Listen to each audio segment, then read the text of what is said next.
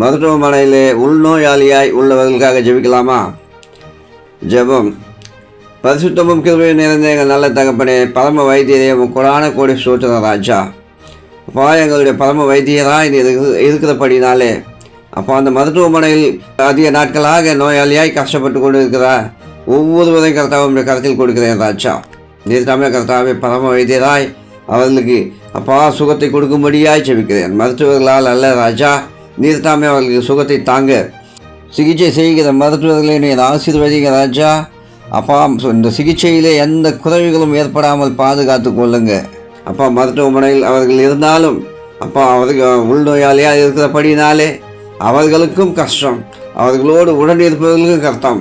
வீட்டை விட்டு வீட்டில் உள்ளவர்களை விட்டு மருத்துவமனைக்கு வீட்டிற்கும் அலைந்து அப்பா பணங்களை செலவு செய்து கொண்டு எவ்வளவு கஷ்டப்பட்டு கொண்டு இருப்பார்கள் ராஜா.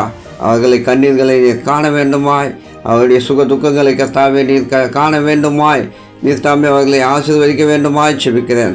சுகத்தை கொடுக்க வேண்டுமாய் செபிக்கிறேன். உம்முடைய நாமம் மகிமைப்படுவதாக. இப்பொழுது கர்த்தாவே எங்கெங்கே இருக்கிறதான மருத்துவமனைகள் ஒவ்வொரு மருத்துவமனையிலும் கர்த்தாவே உள்ள ஒவ்வொரு நோயாளிகளையும் நீர் தொட வேண்டுமாய் செபிக்கிறேன்.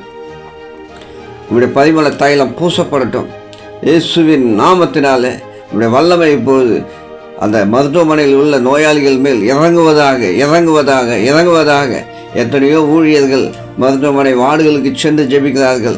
எங்களால் முடிந்தவரை கர்த்தாவே நாங்கள் இந்த யூடியூப் ஊழியம் மூலமாக ஜெபிக்கிறோம் ராஜா. இந்த ஜெபத்தையை நீர் கேட்பதாக, இந்த விண்ணப்பத்தை நீர் ஏற்றுக்கொள்வதாக. உங்களுடைய நாமம் கர்த்தாவே அந்த இடத்துல மகிமைப்படுவதாக. அப்பா, நாங்கள் ஜெபிக்கிற ஜெபங்கள் வீணாய் போய்விடக்கூடாது இயேசுவின் நாமத்தினால. சுகத்தை தருவதாக. நீர் தாமே இந்த வேலையில் ஒவ்வொருவரையும் தொடுங்க, ரட்சிங்க, காத்து கொள்ளுங்க ராஜா. அப்பா, எந்த மத மக்களாக இருந்தாலும் மருத்துவமனையில் சுகவீனமாக இருப்பவர்களை தொட்டு ஆசீர்வதிப்பதாக இயேசுவின் மூலம் பிதாவே. ஆமென், ஆமென், ஆமென். நாளை ஊழியர்களுக்காக ஜெபிப்போம்.